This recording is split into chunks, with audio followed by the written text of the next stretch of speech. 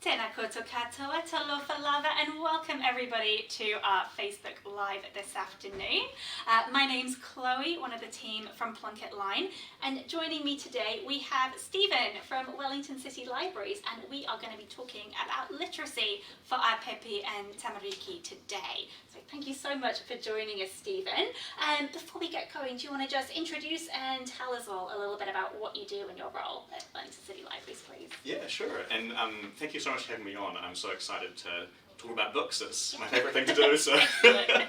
So, I'm the Children's and Youth Services Coordinator for Wellington City Libraries. It's a fancy way of saying I'm the head children's librarian, so I look after all of our events and programs and services and, to a degree, collections for children and teenagers. And something that you might not know, or you might know, is that libraries are really, really active hives of activity for young people. And in Wellington, our libraries run between 80 and 100 events for children and families every week. So it's a really big part of what we do. Awesome. Lovely. So as we go along, if you have any questions for Stephen, please do pop them down in the comments box below. And if you have any other questions to do with your little ones, then do give our wonderful team at Plunket Line a call. Our nurses are available on 0800 933 922 24/7. So feel free to give them a bell if you need. So Stephen, let's start off with sort of what we'll talk about today, and sort of what are the main sort of positive things about reading for our little ones and getting them involved with books? Yeah, well, I mean, there are so many benefits, right? And I'm sure that you have heard about these kind of ad infinitum, but there are massive benefits to cognitive development, to physical development, to developing the ability to empathise and have sort of socio-emotional processes going on that are associated with reading, and with reading from a really young age, like we're talking from birth. My main message that I really want to kind of get across today is that when it comes to reading and children, there's really nothing you can do wrong. You know, there's vanishingly few chances for you to do harm to a child by reading to them, but massive opportunities for all kinds of developmental and social benefits. So we're going to cover a whole range of different stuff today, touch on a really wide range of developmental areas for babies and young children.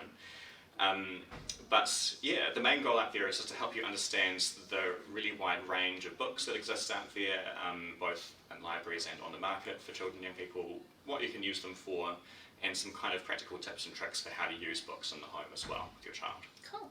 Awesome. Lovely. So why don't we start at the very beginning? Well, very little babies under 1. What are the kind of books, what are effective for them at that age? Yeah, a good question. And I have brought with me, you guys can't see this because it's below the level of the camera, but enormous piles of books with me. We do. We are well prepared here today at Plunket. Very well prepared. Yeah. So the first kinds of books that you might find really useful for young babies, we're talking sort of like under 6 months here, are black and white board books. So I brought a selection of them with me today. And the reason, or one of the reasons that black and white books are particularly good for really young children is that a baby's visual cortex hasn't actually finished developing until they reach about 6 months of age. Typically, in the first sort of 8 to 12 weeks, they find it difficult to distinguish between colours, and their colour vision hasn't fully developed until normally about 3 or 4 months.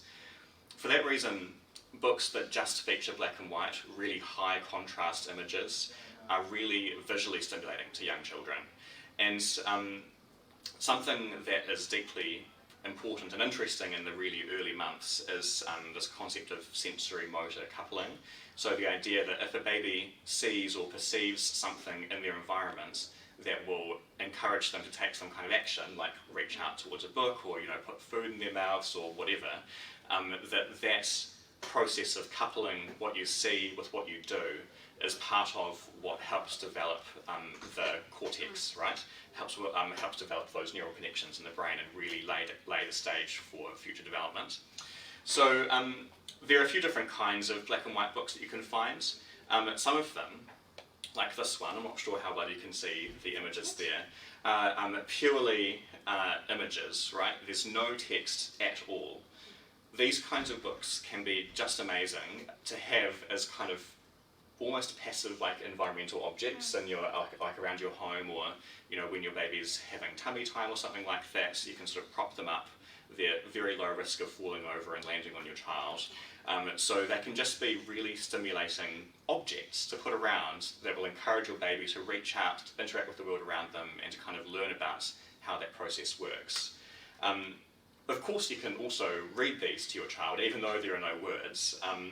Just make up words, right? Try and use vocabulary that is common around the home. And so lots of these books will feature objects that are really common in the home: pacifiers, teddy bears. If you happen to have an elephant at home, I mean, who knows? You may well do. But even though a really young child obviously won't be understanding the content of what you say, you're acclimatizing them to the kind of contours and the sound of language, which is what's going to really help them develop language skills later on. So even books that don't have any words can be really useful tools for those kinds of reading experiences with your young one. Excellent. Yeah. Awesome. Just to cover, Yeah. sorry, Just to cover you go ahead, another go couple ahead. of things. No, go ahead. So you can also, of course, there are plenty of black and white board books that have text as well, and if there's text, I mean, make use of it if it's there and kind of riff off it. You can also find board books in this category that have sort of significantly more detailed images. And again, I'm not sure how well you can see these at all, but comparing it to the last book, you can see that there's a much greater degree of, I guess you could say, realism in the illustrations here. And they are quite beautiful, yeah. And simple text as well, just describing what you see on the page. These books can provide a really sort of different optical visual experience for young children. Can be really good for training their eye muscles to move from one end of the page to the other. The sort of complex lines kind of draw their eyes in different directions, and sort of help them to develop those optical muscles. So these kinds of books can be awesome too. Fabulous. Yeah. Lovely. And with books as well, things like with touch and feel books, are those good for our little babies as well? Absolutely, yeah. So I've got a whole pile of them here, and I'm sure that you will have seen many of these kinds of books. So the absolute classic is the "That's Not My" ... series. We've got "That's Not My Cow" here, but there are literally about 180 of these that have been published. You can get them for like $3 or $4 from the supermarkets these days. Of course, we've got all of them at the library as well for free. So these touch and feel books are brilliant because the more senses a literacy and experience encompasses, the more opportunities there are for your baby to discover new things about the world, about their body, about how they can interact with things. And what I really like about these books in particular is that they have really repetitive language. So, "That's not my cow, its ears are too soft," and you can see the ears have got their own particular texture. Then the next page, "That's not my cow, its udder is too smooth," and there's a different texture on that page for the udder, but the text is really similar. And again, for very young children, having that repetitive text helps them to really key into the particular patterns of the language that you're speaking, whether it's English or another language, and that is what can help them. Even before they understand exactly what you're saying, that's what will help them learn to kind of uncover the mysteries of language as they grow into it. And obviously, these books are wonderful for just encouraging them to explore with their fingers and learn about different sensations, and it's another sort of vehicle for that, aside from, typical heuristic play, treasure boxes and things like that you might have around the home as well. So there's a huge range of these kinds of books out there. Sometimes they're called touchy-feely books, sometimes they're called, touch and feel. Other kinds of books in this category, let me see, I've got some really good ones down here. That's not my duck. Another one? Some books that are kind of in this category as well are books like this one. This is called The Very Hungry Caterpillar's Hide and Seek. And it might not immediately look like a touch and feel book because it doesn't have those kinds of different textures. What it does have though is on each page there's kind of an indentation following the trail of the caterpillar that you can follow with your finger. And in this book, which is quite fun, it goes behind little lift the flaps as well, and babies love these. They love destroying them as well. That's totally fine. But lift the flap books we might come to in a little bit because they're really cool as well. But again, these are really brilliant for guiding that motor development, right? Those kind of gross and fine motor skills where your baby can sort of track a path across a page, and the texture of the page helps them to learn how to do that. So, yeah. That's lovely. And you cannot go wrong with The Very Hungry Caterpillar. That is like Absolutely. my go-to kids book that I remember. Yeah, and there are so many spin-offs of it now as well. Like, you can structure entire childhood around this book if you wanted to. That sounds like an ideal situation. I know. And you read my mind. I was actually just going to ask about sort of those sort of behind the flap books. Yeah. Those a good egg for our little ones, and have that little surprise in there. Yeah, people sometimes feel a little anxious about borrowing those kinds of books from the library, although we do have like hundreds of them, because while these lift the flap books are really stimulating and exciting for young children to explore, they can be prone to destruction. Yeah. But you know what? That's actually totally fine. And I can't speak for every single library in the country, but I can speak for my own libraries when I say that we buy these books to be destroyed. We buy them so that you don't have to spend money on books that last, not that long in the home. So don't feel bad if your child causes damage to a book like this. We expect them to be damaged, and we won't hound you to the ends of the earth or anything like that. But one particular thing that I wanted to mention briefly in relation to lift the flap books is that they're actually really, really beneficial at a very young age for a particular reason. And that reason is they can help young children to understand what we sometimes call object permanence, or sometimes it's called occlusion. So this is the idea that something that you see still exists, even if you can't see it at that moment. So, it's part of the reason why Peekaboo is such an effective game for really young children, because actually, until they sort of do some sensory research and find out for themselves, they don't know that you're still there if they close their eyes, right? Or if you go behind a couch, or if you hide a character behind a book or something like that. So these books actually provide the kind of ideal playground for children who are very young and still learning about the concept of object permanence, that things don't disappear just when you can't see them anymore.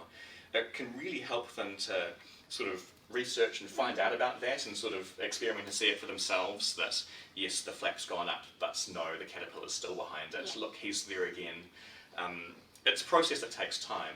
A lot of people don't realise that it's something that has to be taught, but it actually is.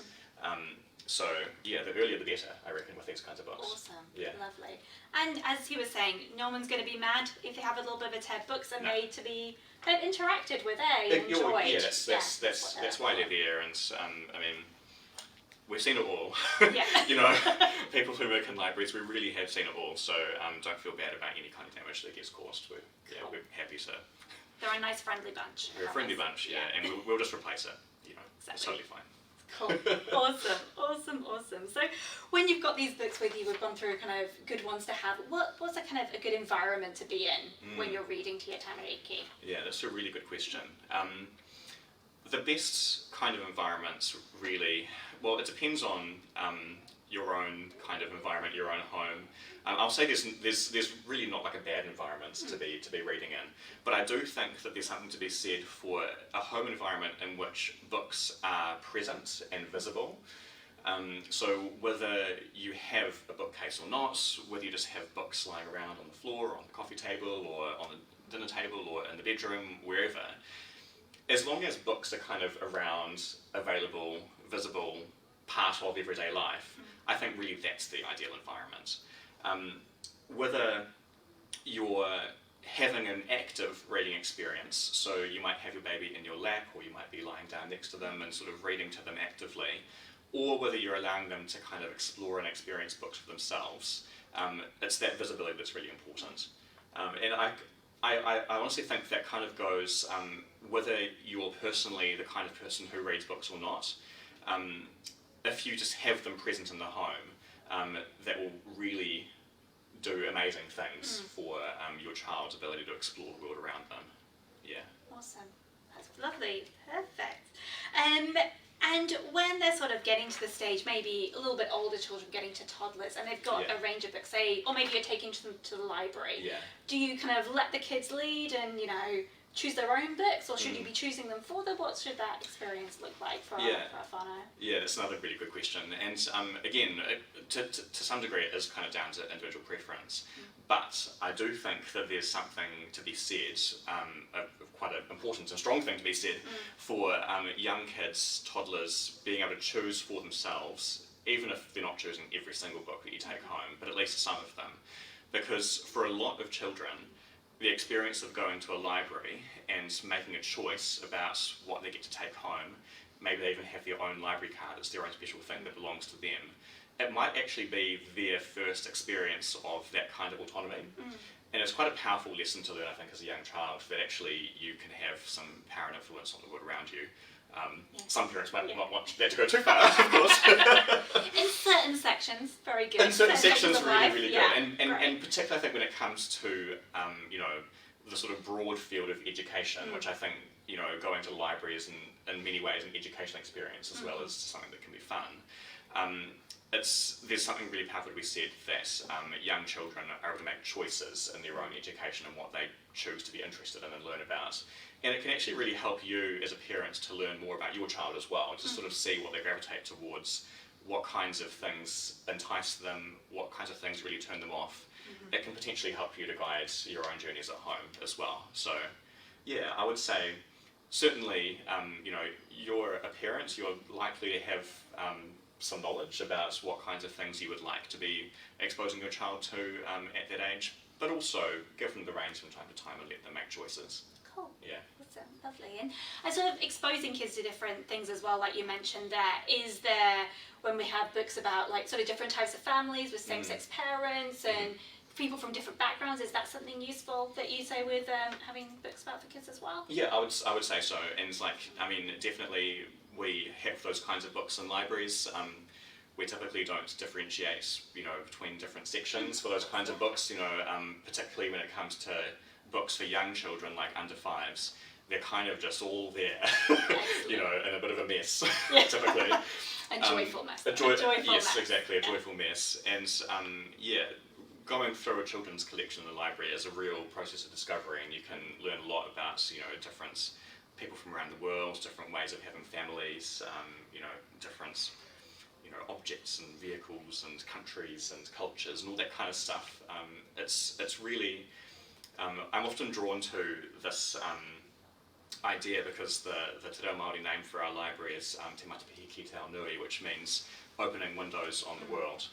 And I really do think that that's especially potent in a children's section where, for a lot of kids, it might be their first exposure to some idea that they haven't encountered before in their home life, and so a book can be a really safe and easy way to, you know, bring those kinds of ideas into your child's life. Cool. Yeah. Awesome. Lovely, lovely.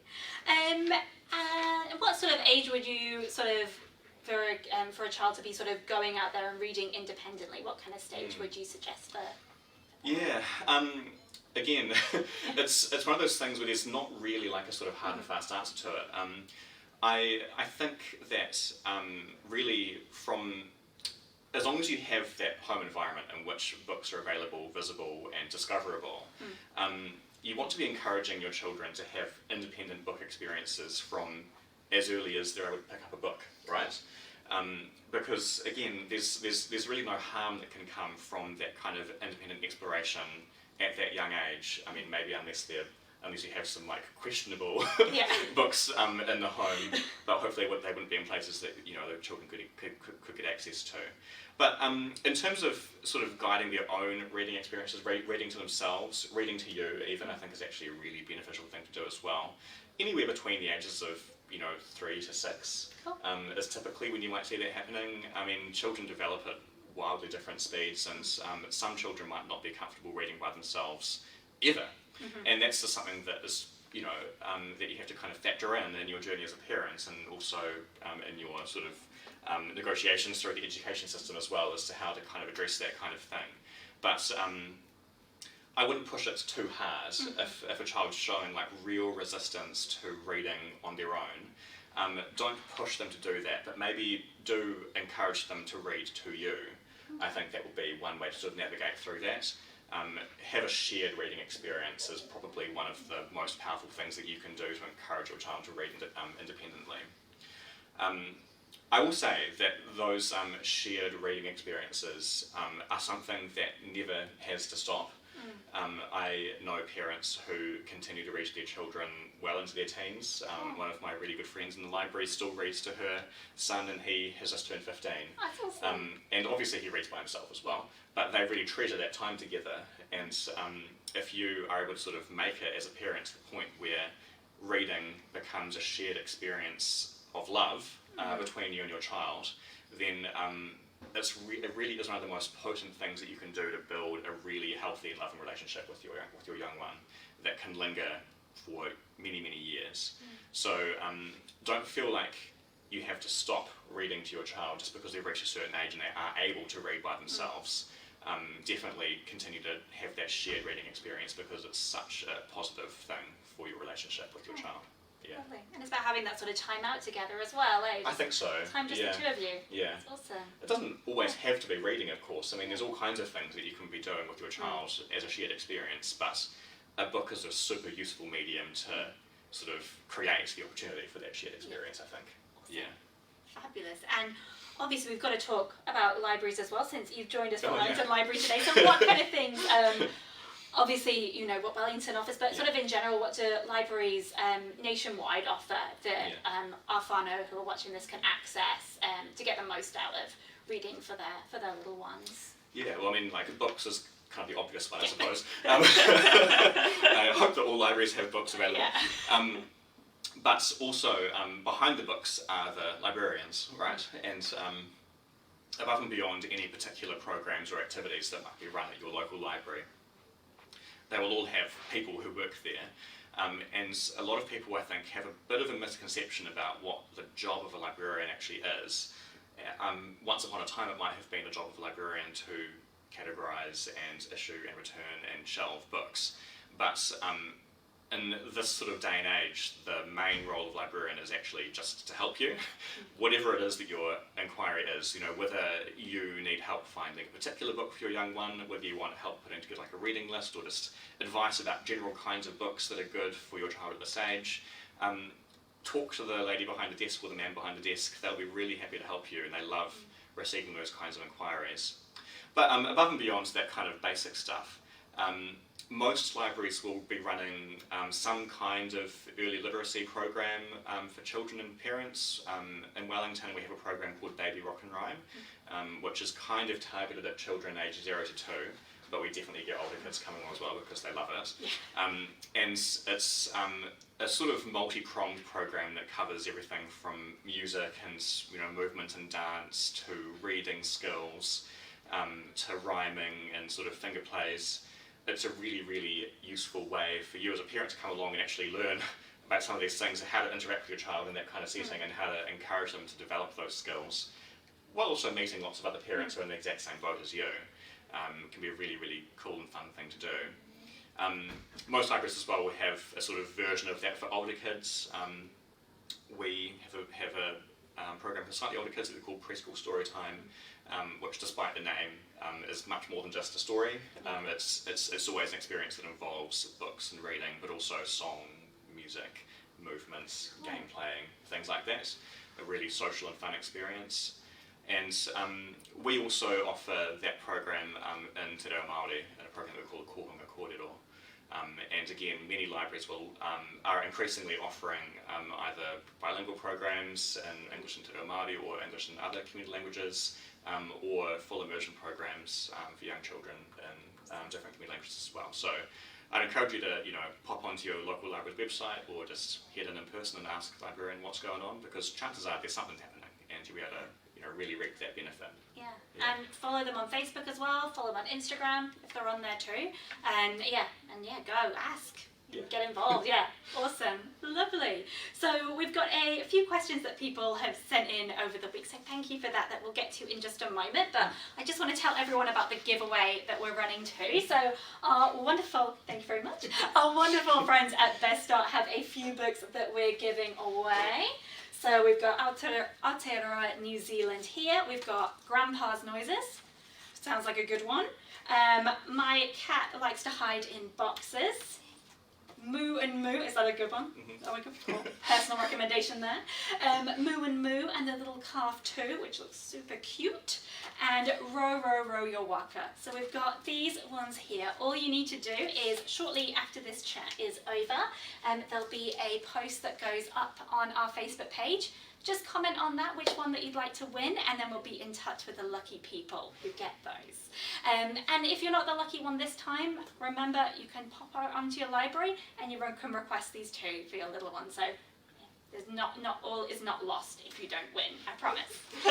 Cool, so let's go through a few of these questions. Yeah. So we've had someone who's written in it to ask that they're not a confident reader, they don't particularly read books themselves.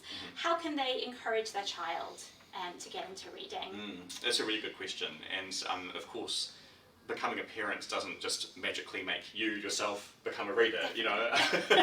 There are all kinds of reasons why people do and don't read books, so it's totally fine if that's not what floats your boat. However, I do think that a lot of encouraging your child to kind of embark on a literacy journey, it really does start at home, and from that perspective I think it's important to, as we kind of alluded to earlier, set up the environment in such a way that books are available and accessible. Even if, and actually here's a bit of a tip that I learned from a parent who's a member of our staff, who has sort of been experiencing a bit of this reading reluctance themselves. Even if you don't read, sort of trick your child into thinking that you do. You know, you can have, you know, a couple of books on your, you know, next to your bed or whatever, you know, on the kitchen table. If your child kind of sees that books are around and kind of present and respected and visible, then that will be part of what encourages them to take it up themselves. I think there are so few downsides, if any, to becoming a reader that even if you're not one yourself, anything that you can do to encourage your child to really enjoy and love and reap the benefits of reading is really well worth putting in the effort. Yeah. Worth a little white lie if you need to tell one. Yeah. Nothing wrong with that at all. Don't tell them I told you that though. Yeah. Keep it our secret. Yeah. Oh, good. Lovely. Another question we've got here. I only have a small selection of books. Won't my child get bored of reading the same ones over and over? First of all, no. If anything, your child will revel in the ability that they're going to magically gain to know all of those books off by heart. It'll become their party trick. But if you are concerned about variety in your collection of books, happily I'm here from the library to tell you that we have an infinite supply for you. So I would recommend, you know, if injecting that variety into your sort of, you know, bedtime story routine or whatever it is that you're doing is important to you, and I do think it's important to have some degree of variety in your reading practices, then do join your local library. You know, try and make it a bit of a routine, you know, once every 2 or 3 weeks pop down and just get another pile of books, and it just helps to kind of keep that collection in your home kind of fresh and cycled around.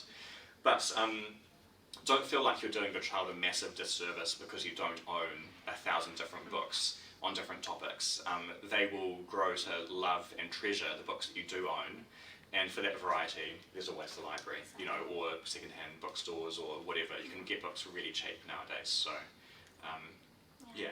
Even as an adult, there are books that I can read over and over again if Yeah, I could. likewise. So Yeah. There's nothing wrong with that at all. Yeah, It's great habit if you ask me. And there are even, like, you know, there are still children's books that I owned, or that, you know, my parents owned when I was little, that they read to me over and over again, that now I own, and I still treasure them. And I'm sure that a lot of you who are listening out there will have books that are in that same boat for you. So, you know, yeah. Most definitely.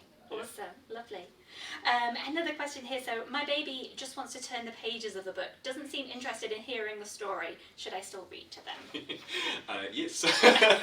Yes, you definitely should. So first of all, actually, a baby reaching out and wanting to turn the pages of a book is a good thing. It's all part of that multi-sensory learning journey, right? And there very well might be phases in the course of your reading experience with your young one where they are more interested in the book as an object that does weird things when they touch it than they are in the content of the book or what they're hearing.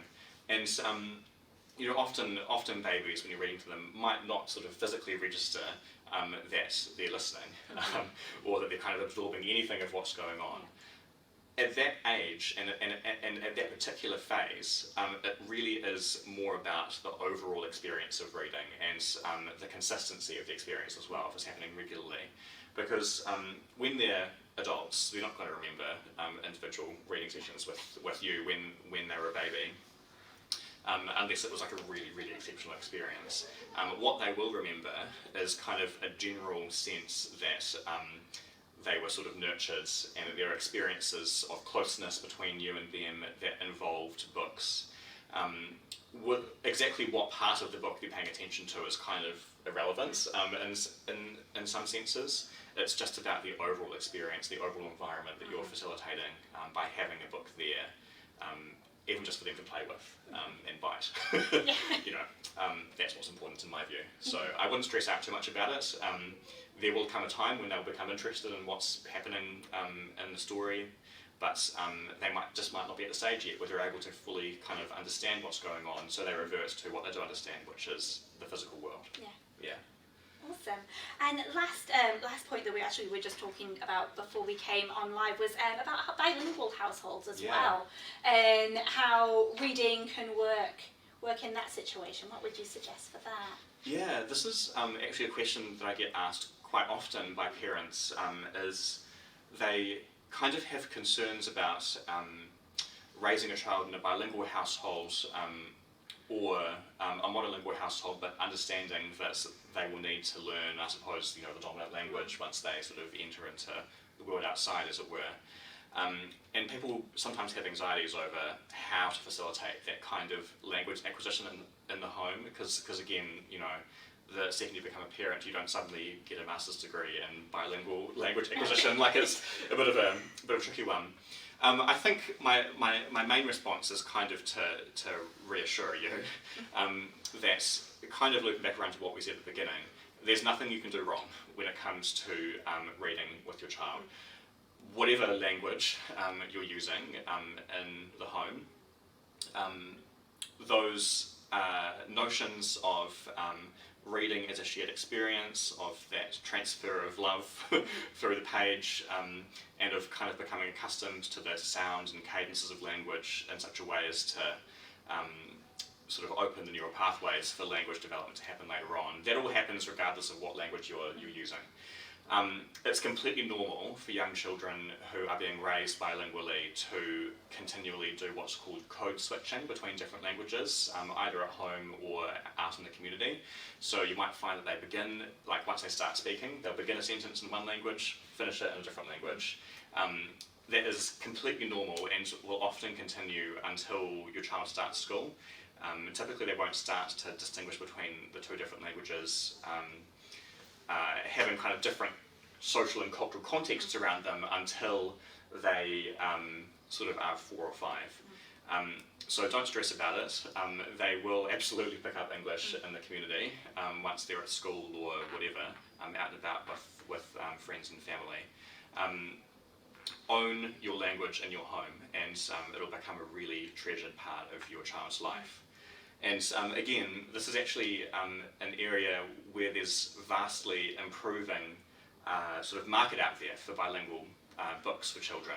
And at Wellington City Libraries, we have around about 25 to 30 different languages in our children's collection.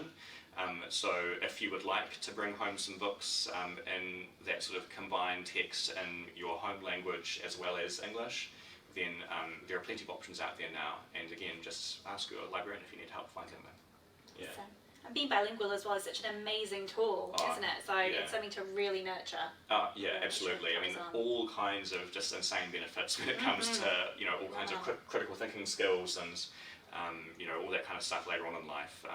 There's almost nothing more beneficial than being bilingual when it comes to that. And I would be completely remiss in not mentioning some really fabulous resources that libraries have for learning Te Reo Māori in a sort of bilingual sense. So, apologies, I have to mention these books. No, go for it, please do. So, the first ones I really want to mention are these Reo Pepe books by Kitty Brown and Kirsten Parkinson. So there are 9 of these books out now, I believe, from a set of 3 that's come out recently. And these are just so brilliant for learning Te Reo Māori, for yourself as well as for your child. Really gorgeous and simple illustrations that illustrate really well the concept being described in the text. The text is in both Te Reo Māori and in English, but the Māori text is much larger and more prominent on the page, so it encourages more exploration that way. And like what we talked about with one of the books previously, the text is very repetitive in these books. The main word that changes from page to page is, for example, in this book about colours, what colour word is being explored in the illustration is the word that changes. So these are such a brilliant option for families who are wanting to kind of bring Te Reo Māori into their lives more heavily. Some other brilliant bilingual books are these Sharon Holt Te Reo Māori sing-along books. They all come with CDs, if you have a CD player at home. Maybe. Yeah, maybe you still do, maybe you don't. I believe you can find the recordings online as well, though. And these are books that, again, have fairly repetitive text that comes in like a song format with these beautiful immersive illustrations. And there are all kinds of activity ideas on Sharon's website as well that you can sort of find out about, have some more enrichment with these books at home. So these are brilliant for some of your older learners of Te Reo Māori, I reckon, sort of like the 4 to 6 year olds. And yeah, you really can't go wrong with a song. Oh, never go wrong with a song. And there's also you know, the field of publishing in Te Reo Māori is really ramping up now. It was just a few years ago that there was really not that much out there that was really good for preschoolers, but it's a massively improving market now, I think. And increasingly you can find books like this one, which are, this is actually a translation by Gecko Press of a really popular children's book called, the Te Reo Māori title is called Waipuna Ana. And this is an exciting one to explore vocabulary around animals in particular, which is quite fun. But as well as translations of popular English titles, there's a massively improving market now in books that are being written in Te Reo Māori as the first language, which is just brilliant. And so you often get a much more immersive and much more realistic use of the language in those kinds of books than you sometimes do in these translated copies. So yeah, explore. I would really encourage you to explore these kinds of books. Such lovely drawings as well, especially in those first couple ones as well. They're lovely. Yeah. Awesome. So those are all the questions we had. Is there anything that you, Stephen, want to add? Anything that we have missed out today that you want to let people know who are watching today? Good question. I'm looking at piles of books. I'm like, I've totally forgotten to talk about this pile. So some of the most stimulating books for young children are books that are about young children and, you know, feature images of young children. So I wanted to make mention that there's like a whole subcategory of children's books that is like books featuring photos of babies. And far from being creepy, it's actually really good. No. So this is one of my faves, Baby Faces Peekaboo. So cute. Super cute, so eh? Cute. And babies are fascinated by other babies. It's something that you'll find, you know, when you bring them out and about, meeting other families, is that there is nothing that's more interesting than another baby. And these babies are hiding behind flaps, which is quite fun. Oh, wow. And they've all got different expressions. So it's a really cool way for your baby to sort of, you know, test out their facial expressions and what's sort of appropriate for different, you know, situations and different emotions.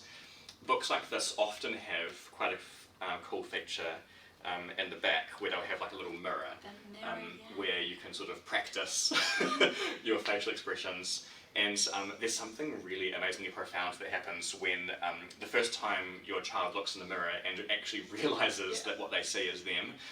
Truly profound moment of like self realization. And these books can be such a fun way of facilitating that, because they've gone through the book, they've seen all these different babies doing all these different things, having all these different faces, and then they see their own face at the end, and it's like, whoa, whoa, that's me. It's really fun and actually really instructive as well. So look out for these books. They sometimes might, to be honest, look a little bit naff, but actually babies love them, so go for them. Yeah. And pictures of cute babies. You cannot go wrong, ever. Yeah. Cool. Awesome. Was there anything else you wanted to add at all today? Have we covered bases? I think we have. Awesome. Yeah, thank you again for having me on. It's No. been heaps of fun. No worries. Thank you for coming in. I feel like I've learned so much from you as well with the books. It's awesome. So, as Stephen was saying, always get in touch with your local library, get involved, see what's going on, go pick up some books from there. Remember, we've got our fabulous giveaway from Best Start running after we finish our live chat. So do get involved with that too.